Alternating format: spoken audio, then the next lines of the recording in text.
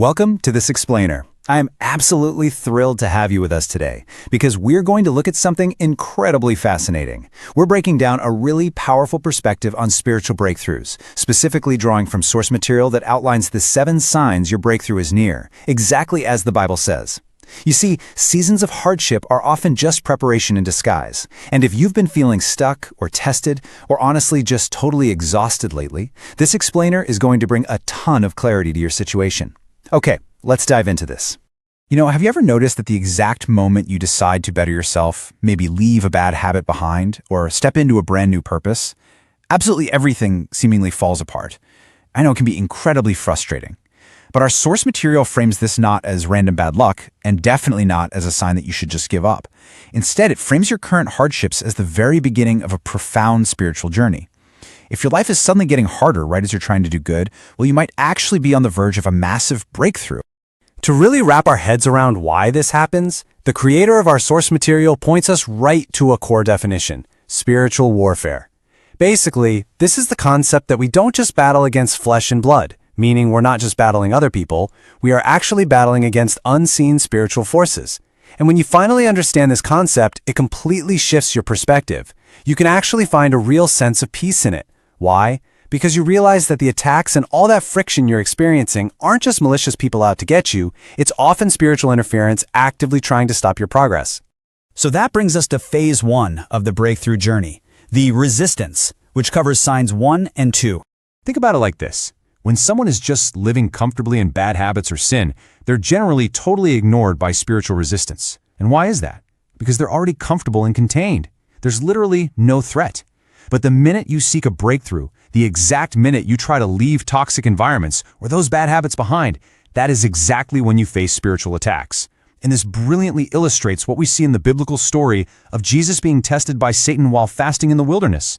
The resistance knew Jesus had a high calling and tried to stop him before that blessing could actually manifest. The exact same principle applies directly to you. Which leads us right into the second sign, your life getting harder. The source uses a really powerful phrase for this. They call it the furnace of affliction. We really need to reframe this idea of life getting harder. It is not a punishment. Actually, it's more like a metric of leveling up. Going through this fire refines you. It ensures that the blessing you receive isn't just material, but far more importantly, it's internal. God is building eternal blessings inside you, things like unshakable faith and hope. And as the source points out, when you get an internal blessing like that, absolutely no man can take it away from you. All right, moving right along, let's see how this builds as we enter phase 2, the guides and the tests, covering signs 3 and 4. Now, here is the really beautiful part of this whole journey. While you're facing intense resistance, you are absolutely not alone. This brings us to sign number 3. People will actually give you signs before the breakthrough even arrives. According to the source, God will put it into the hearts of other people to encourage you and validate your path.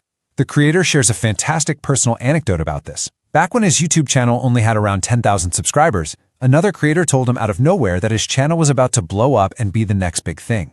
That external validation literally planted a seed of confidence in his mind. It motivated him to work harder and stay on the right track long before the massive growth ever happened. But, right alongside those encouraging guides come the tests. Sign 4 is that God will allow trials to test your faith. The source anchors this deeply in the biblical story of Job. If you know the story, Job lost everything: his wealth, his health, his family. Yet he never lost his faith. The truly fascinating takeaway here is that God allowed this test because he already knew Job would pass it. You are tested in the furnace of affliction to prove you're ready for a massive blessing, what the source calls a double portion. Simply put, if you aren't ready to pass the test, you just aren't ready to receive the blessing. Okay, let's just do a super quick recap of the journey so far to keep us oriented here. 1, the resistance tries to stop you. 2, your life noticeably gets harder. 3, people unexpectedly give you signs and encouragement. And 4, you go through specific trials designed to test your readiness. Now, if you manage to survive all that, you enter what is arguably the most difficult phase of the entire process. Which drops us into phase 3, the waiting period. And this is sign number 5. Let's be honest, waiting is often the absolute hardest, most agonizing part of any spiritual or personal journey. You've passed the tests, you've faced the resistance, and now you just have to wait. The source leans heavily on the book of James for this, specifically James chapter 1, verses 2 through 4. Let patience have her perfect work, that ye may be perfect and entire, wanting nothing. So the crucial point is this: the waiting period is specifically designed to force you to acquire immense patience. And true patience isn't just killing time, it's rooted in the deep wisdom and understanding that God's promises will inevitably come to pass. The source emphasizes that the promise is not a lie, it just happens on a divine timeline. To put this into a real-world perspective, the creator's own timeline shows he had to wait 3 full years for his channel to truly break through. In year 1, he had to just stay consistent while watching everyone else blow up, seeing almost zero growth for himself. By year 2, he was building that deep patience and faith, truly understanding that faith without works is dead. And then finally, in year 3, the breakthrough actually arrived, hitting 50,000 subscribers. Divine timing requires you to put in the consistent work and maintain your faith without giving up, even when that timeline feels agonizingly slow. And finally, we transition into Phase 4, Awakening and Arrival. This covers the final 2 signs, 6 and 7. This is that amazing moment where all those external tests and grueling waiting periods transition into an undeniable internal awakening. Sign number 6 is that you'll actually feel it coming. The source compares this to a car running out of gas. You might be physically exhausted, right? Just running on empty from all those spiritual attacks and that incredibly long waiting period.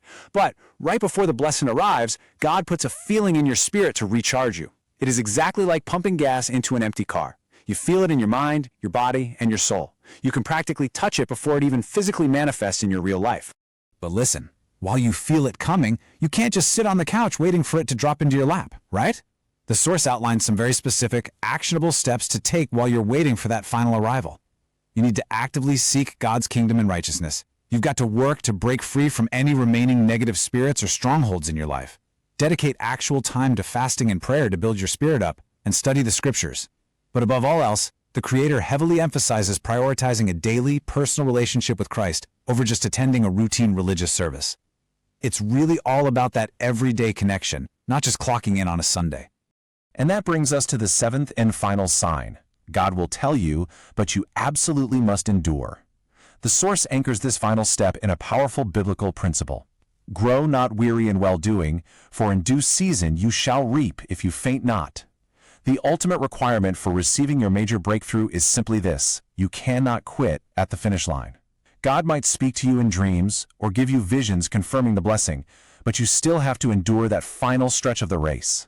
Endure, your season is coming. Honestly, this is the core message of this entire explainer. If you've been seeking a breakthrough for months or even years, and you are really feeling the exhaustion of the resistance, that furnace of affliction, and this long waiting period, your hardships are completely valid. But they are not permanent. The source passionately assures us that if you just keep seeking the right path, stay obedient, and flat out refuse to turn back, your season is absolutely approaching. You just have to be built for it first. So, I want to leave you with a question to really chew on today. Start looking at the trials in your life right now, not as roadblocks, but as vital preparation. What are you currently enduring for your breakthrough? Are you stuck in the resistance phase, the testing phase, or are you sitting in the waiting room? Wherever you happen to be right now, recognize the signs, stay the course, and get ready for your season. Thank you so much for joining me for this explainer, and hey, keep pushing forward.